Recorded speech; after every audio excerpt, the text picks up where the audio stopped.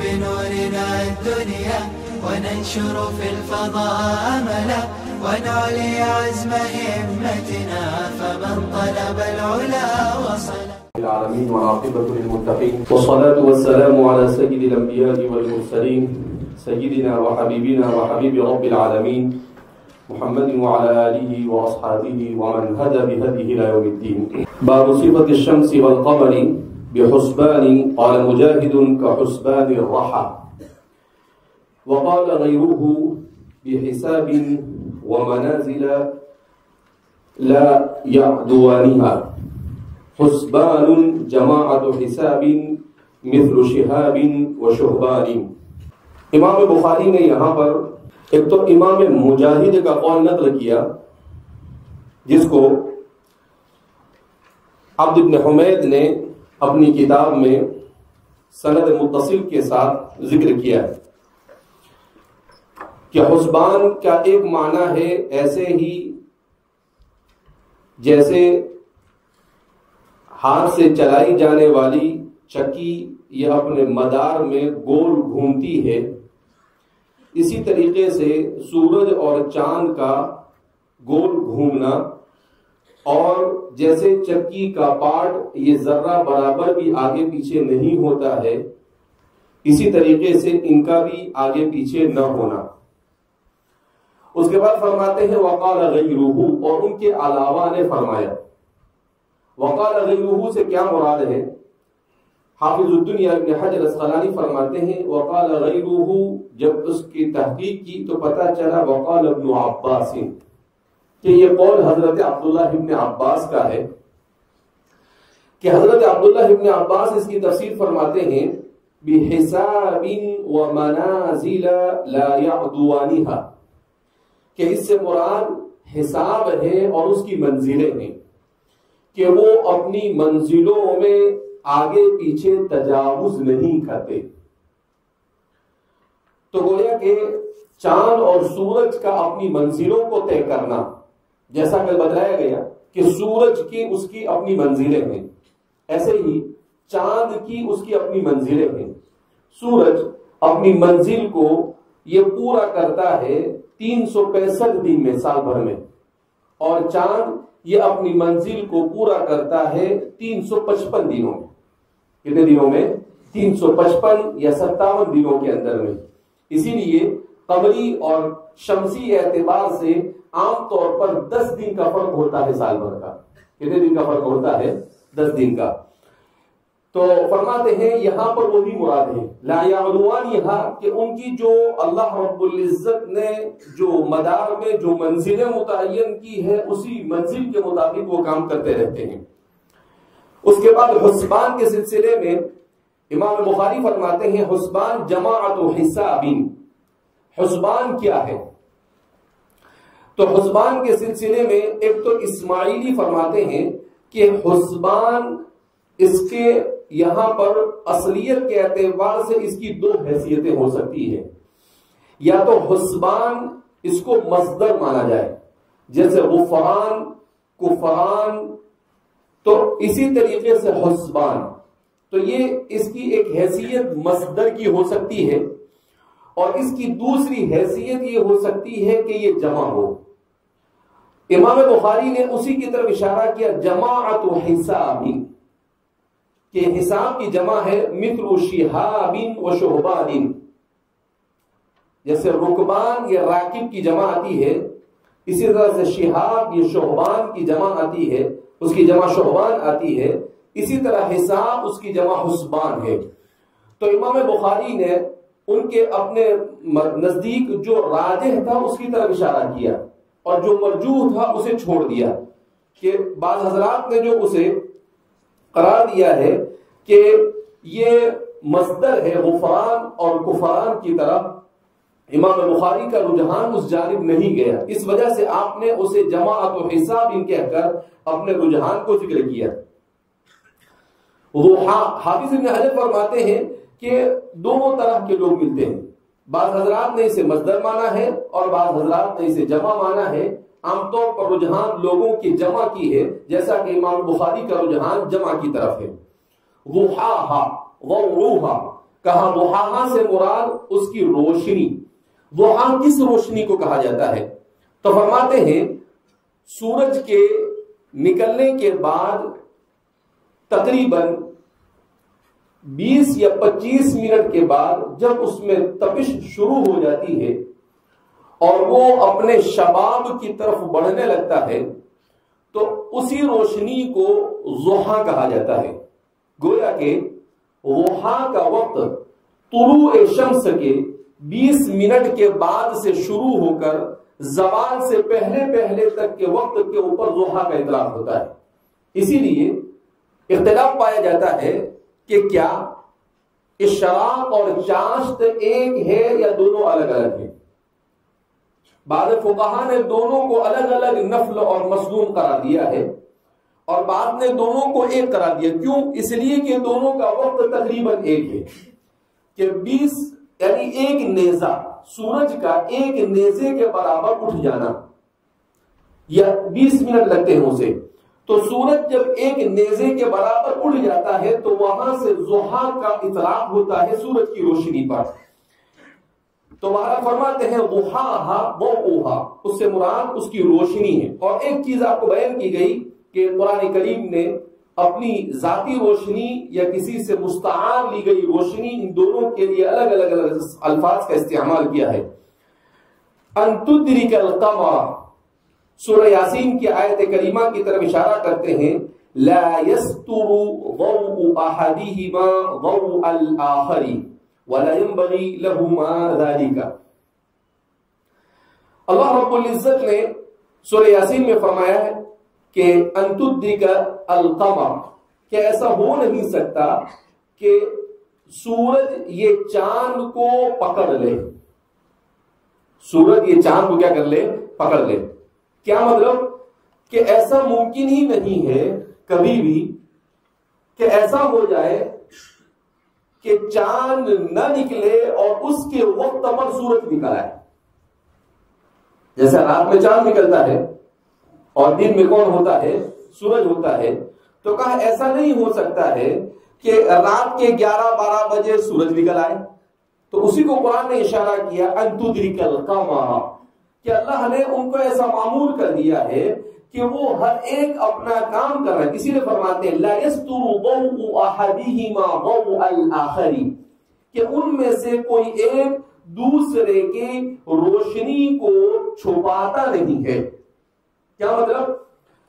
کہ جب سورج کے نکلنے کا وقت ہے اس وقت چاند کی روشنی ماند پڑ جاتی ہے اور جب چاند نکلتا ہے تو سورج کی روشنی غائب ہو جاتی ہے. تو فرماتے ہیں ان تدرک القمر سے یہی مراد ہے کہ اللہ نے اس نظام کو منظم انداز میں، مرتب انداز میں اس طرح سے کیا ہے کہ کبھی اس کے برعکس نہیں ہو سکتا. کوئی بھی یعنی سورج کی مجال نہیں کہ وہ اپنے وقت سے تاخیر پر نکلے اور چاند کی مجال نہیں کہ وہ اپنے وقت کے علاوہ کسی اور وقت میں کیا ہو جائے؟ نکل آئے. تو اسی کو فرما رہے ہیں ان تدرک القمر لا يستر ضوء احدهما ضوء الاخر ولا ينبغي لهما ذلك، اور ان کے لیے اس کی گنجائش بھی نہیں، ان کے لیے مناسب بھی نہیں، ان کو اس کی اجازت بھی نہیں. سابق النہار، سورہ یاسین کی اسی اگلی آیت میں فرمایا سابق النہار طالبان حدیثین. فرماتے ہیں کہ سورہ یاسین میں اللہ رب العزت نے اپنی آیتوں کو بیان کیا. وَمِنْ آیَاتِهِ أَنْ خَلَقَ السَّمَاوَاتِ وَالْأَرْضِ، اور اس کے بعد انہی آیتوں کو شمار کرتے ہوئے اللہ نے سورج اور چاند کو اپنی آیتوں کے طور پر شمار کیا. اور اس کے ساتھ ساتھ اللہ رب العزت نے دن اور رات کو بھی بیان کیا. تو فرماتے ہیں کہ قرآن کریم کی ان آیتوں میں لَلشَّمْسُ يَنبَغِي لَهَا أَن تُدْرِكَ الْقَمَرَ وَلَلَّيْلُ سَابِقُ النَّهَارِ، کہ اس آیت کریمہ میں اللہ فرماتے ہیں اور سورج کے لیے گنجائش ہی نہیں، اجازت ہی نہیں، مناسب ہی نہیں، وہ کر ہی نہیں سکتا ہے ان تدرک القمر، کہ وہ چاند کو پکڑ لے، کہ وہ چاند کے وقت پر طلوع ہو جائے. وَلَلَّيْلُ سَابِقُ النَّهَارِ، اور نہیں رات کے لیے یہ گنجائش ہے وَلَا يَنبَغِي لِلَّيْلِ سَابِقُ النَّهَارِ، اور رات کے لیے یہ گنجائش نہیں ہے، یہ اجازت نہیں ہے کہ وہ دن سے پہلے آ جائے. یعنی جس وقت میں دن ہے اس وقت کو، مثلا آج ہم اس وقت دوپہر میں بیٹھے ہوئے ہیں تو ایسا نہیں ہو سکتا ہے کہ کل اس وقت میں رات آ جائے. وہ اللہ کا ایک نظام الگ ہے کہ رات اور دن یہ چھوٹے بڑے ہوتے رہتے ہیں. کہ سردیوں کے موسم میں اللہ رب العزت رات کو بڑا کر دیتا ہے اور گرمی کے موسم میں رات کو چھوٹا کر دیتے ہیں ہمارے ہندوستان کے اندر میں. تو ایسی ہر جگہ پر دنیا میں ہوتا ہے کہ سال کا کچھ ایام ایسے ہوتے ہیں، پھر بھی ہمارے یہاں تو توازن ہے، لیکن بہت ساری جگہوں پر یورپ اور امریکہ وغیرہ کے اندر میں کبھی ایسا ہوتا ہے 19 گھنٹے کا دن ہو جاتا ہے اور 5 گھنٹے کی رات ہوتی ہے. لیکن یہ اللہ کا نظام ہے. اس کا یہ مطلب نہیں ہے کہ ایک دوسرے کو یہ اوورٹیک کر رہے ہیں یا ایک دوسرے کو آگے پیچھے کر رہے ہیں، نہیں. اس زمین کو اللہ نے ایسا بنایا ہے کہ وہ اپنے مدار میں گھومتی ہے، سورج اپنے مدار میں گھومتا ہے، اور ان کی اسی حرکت میں جہاں پر سورج کے سامنے زمین کا حصہ ہوتا ہے وہاں پر کیا ہوتا ہے؟ دن ہوتا ہے، اور جہاں پر یہ ایسا گھوم جاتا ہے وہاں پر کیا ہو جاتی ہے؟ رات ہو جاتی ہے. یعنی یہ چاند ہے، یہ گھوم رہا ہے. جیسے اب یہ ہمارا ہندوستان ہے تو یہ سورج کے ایسے قریب ہے تو یہاں پر کیا ہوگا بھی؟ دن ہے. پھر اس کے بعد جب یہ ایسے گھوم جائے گی زمین تو یہاں پر کیا جائے گی؟ رات آ جائے گی. تو یہ بھی گھوم رہے ہیں، لیکن ایسا اللہ نے اس کا نظام بنایا ہے کہ جہاں جہاں پر سورج کے سامنے زمین آتی ہے وہاں پر دن ہوتا ہے. اب یہ زمین سورج کے سامنے کتنی مقدار رہتی ہے؟ جتنی مقدار وہ سورج کے سامنے رہتی ہے اتنی مقدار میں وہاں دن ہوتا ہے، اور جتنی مقدار وہ سورج سے چھپ کر رہتی ہے اتنی مقدار میں وہاں پر کیا ہوتا ہے؟ وہاں پر رات ہوتی ہے. تو اس طریقے سے اللہ نے نظام بنایا ہے. اللہ فرماتے ہیں کہ سابق النہار، یہ ایسا نہیں ہو سکتا ہے کہ دن یہ رات کو پیچھے چھوڑ دے یا اس سے آگے نکل جاوے، ریس میں آ جاوے اور کہے کہ چل تو پیچھے ہو جاؤ اور میں کیا ہو جاتا ہوں؟ آگے ہو جاتا ہوں. لبانی حدیثین کا اس کا مطلب کیا ہے؟ تو فرماتے ہیں کہ وہ ایک دوسرے کے پیچھے ہیں، ایک دوسرے کے پیچھے ہیں. حدیثین، حدیث کے معنی عربی زبان کے اندر میں آتے ہیں السریع، تیز ہونا. حدیثہ تو فرماتے ہیں کہ وہ سب تیزی کے ساتھ چل رہے ہیں. یعنی انسان جب یہ چھوٹے چھوٹے ٹکڑوں کو سمجھنے کی کوشش کرتا ہے اور سب چیزوں کو انسان نے پڑھا ہوتا ہے جو آج کل ہو رہا ہے اور جس کو قرآن کریم بیان کر رہا ہے انتہائی جامع ترین کلمات کے ذریعے سے، تو انسان کے بدن کے رونگٹے کھڑے ہو جاتے ہیں کہ اللہ رب العزت نے کتنی باریکی کے ساتھ اپنے نظام کو انسان کو سمجھانے کی اپنی کتاب اور حدیث کے ذریعے سے کیا کی ہے؟ کوشش کی ہے. تو فرماتے ہیں کہ یتطالبان حدیثین، کہ سابق النہار کا یہ، تو سابق النہار کی یہ تفسیر کس نے کی ہے؟ تو فرماتے ہیں یہ بھی حضرت مجاہد کی تفسیر ہے، اور حضرت مجاہد کی اس تفسیر کو فریابی نے اپنی تفسیر کے اندر میں ذکر کیا ہے. اللہ جزائے خیر دے ہمارے شراح کو بھی کہ چھوٹے چھوٹے جملے جہاں پر ہم امام بخاری سے بول کر چلے جاتے ہیں ان کی تعلیقات کو ڈھونڈ کے لاتے ہوں کہ اس کو عبد بن حمید نے. عام طور پر امام بخاری کی تفسیر کی جو تعلیقات ہوتی ہے وہ یا تو عبد بن حمید کے پاس ہوتی ہے یا تو وہ فریابی کے پاس ہوتی ہے. خاص طور پر مجاہد کے اقوال کو نقل کرنے میں عبد بن حمید کا سب سے بڑا رول ہے. تو کون کون ایسے لوگ ہیں جہاں پر یہ مل سکتے ہیں؟ تو ہمارے شارحین نے حافظ ابن حجر اسقلانی ہے، امام بدر الدین عینی ہے اور امام ابن رجب ہے. ان لوگوں نے کیا کیا کہ ان کو سند متصل کے ساتھ مراجعت کر کر ان کتابوں میں دیکھا کہ عبد بن حمید نے کس کی سند کے ساتھ اس کو ذکر کیا ہے، فریابی نے کس کی سند کے ساتھ اس کو ذکر کیا ہے، اور پھر وہ اس کو ذکر کرتے ہیں کہ وقد ذکر عبد بن حمید بسنده المتصل في كتابه في باب كذا وفي كتاب كذا وفي مكان كذا. تو اس طریقے سے کیا کرتے ہیں؟ وہ بیان کرتے ہیں. تو ایک دم آدمی کے سامنے پیچھے کیا ہو جاتا ہے؟ کلیئر ہو جاتا ہے کہ بھائی امام بخاری نے کہیں پر بھی کسی قسم کی کوئی لچک چھوڑی نہیں ہے۔ تو فرماتے ہیں نسلخ، کہ سورہ یاسین کی آیت نمبر 37 میں نسلخ منہ النہار، یعنی نخرج النہار من اللیل، یعنی ہم رات کو دن سے نکالتے ہیں۔ کیا مطلب؟ کہ اللہ رب العزت نے اس آیت کریمہ میں کہا کہ وہ کون لوگ ہیں جو ایسا کہتے ہیں کہ یہ سب آٹومیٹک ہو رہا ہے۔ کہ نسلخ منہ النہار، کہا یہ رات اور دن، اس پورے نظام کو مرتب کرنے والی ذات اللہ کی ہے۔ اس پورے نظام کو مرتب کرنے والی ذات کس کی ہے؟ اللہ کی۔ کیا دنیا میں کبھی آپ نے ایسا دیکھا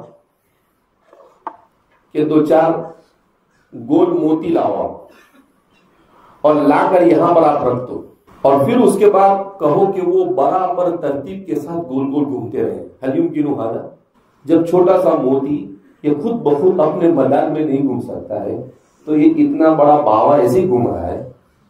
تو اللہ فرماتے ہیں نسلخ، اللہ نے بار بار ان چیزوں کو بڑی تفصیل کے ساتھ بڑے جامع الفاظ کے اندر میں جو بیان کیا ہے، تو بڑے جامع الفاظ میں اس کو کیا اللہ نے بیان کیا ہے۔ تو اس سے اسی بات کی طرف اشارہ کر رہے ہیں کہ اللہ کو معلوم تھا کہ یہ سائنسداں بڑے بڑے گھوٹالے آنے والے ہیں، اس امت کو ان لوگوں سے پالا پڑنے والا ہے۔ اللہ نے کہا کہ تیرے جیسے تو تیسمار خان کچھ بھی نہیں ہے، ایسے جیب میری جیب پاؤں کے نیچے گھومتے رہتے ہیں، تمہاری ان تحقیقات سے کچھ ہونے والا نہیں، یہ اللہ کی کتاب ہے، اللہ کی کتاب کے ہاں پر تمہاری کوئی حیثیت ہے نہیں۔ تو اللہ نے ایسی باریک باریک چیزوں کو جس کے اوپر ہم تفکر و تدبر نہیں کرتے ہیں ایسی جامعیت کے ساتھ بیان کیا کہ نسلخ منہ النہار۔ اللہ نے ایسا نہیں کہا سلخ النہار سلخ النہار، اللہ یہ بھی استعمال کرتے کہ اللہ نے بالقصد نسلخو کا لفظ استعمال کیا، اللہ یہ بتانے کے لیے کہ ہمارے حکم سے سب کچھ ہو رہا ہے، یہ ایسے ہی آٹومیٹک کوئی تیرا باوا اس کو کر رہا نہیں ہے۔ تو فرماتے ہیں نسلخو نخرج احدهما من الاخر، ہم ایک کو دوسرے سے نکالتے ہیں، وَنُجْرِي كُلَّ وَاحِدٍ مِّنْهُمَا، اس لئے فرماتے ہیں اس کو دو طرح سے پڑھا گیا، یجری کل واحد منہما، اور ایک جگہ پر ہے ایک نسخے میں ہے وَنُجْرِي كُلَّ وَاحِدٍ مِّنْهُمَا، اور ان میں سے ہر ایک دوسرے کے پیچھے ہم اس کو لاتے رہتے ہیں، اس کو جاری کیے ہوئے ہیں، اس کو مدار میں اس کے فلک کے اندر میں ہم نے جاری کیا ہوا ہے۔ تو فرماتے ہیں کہ یہ بھی حضرت حسن بصری کے اقوال ہے کہ انہوں نے حضرت صحابہ سے تفسیر سنی اور اس تفسیر کو ذکر کیا ہے، اور اسے بھی عبد بن حمید نے اپنی کتاب کے اندر میں سند متصل کے ساتھ کیا ہے، ذکر کیا ہے کہ وَنُجْرِي كُلَّ وَاحِدٍ مِّنْهُمَا، اور ان میں سے ہر ایک کو ہم جاری کرتے ہیں۔ وَهِيَةٌ، سورہ حاقہ کی آیت نمبر 16 ہے، وَحْيُوهَا تَشَقُّقُهَا، کہ چھوٹی ہاں سے وحیوہا نہیں وحیوہا، وحیہ، کہ سورہ حاقہ کے اندر میں اللہ رب العزت نے اس لفظ کو استعمال کیا ہے کہ وَانشَقَّتِ السَّمَاءُ فَهِيَ يَوْمَئِذٍ وَحِيَةٌ، اور سورج سمندر کیا کہتے ہیں آسمان پھٹ جائے گا، وَهِيَ يَوْمَئِذٍ وَحِيَةٌ، اور اس میں چھید ہوں گے۔ التشقق کے معنی کیا آتے ہیں؟ چھید، یہ کہ آسمان کے اندر میں چھید ہوں گے۔ تو فرماتے ہیں وحیوہا کا مطلب ہے تشققوہا، کہ آسمان جب پھٹ جائے گا تو اس کے اندر میں چھید پڑے ہوئے ہوں گے۔ قیامت کی منظر کشی کرتے ہوئے اللہ رب العزت نے اسے کیا کیا ہے؟ بیان کیا ہے۔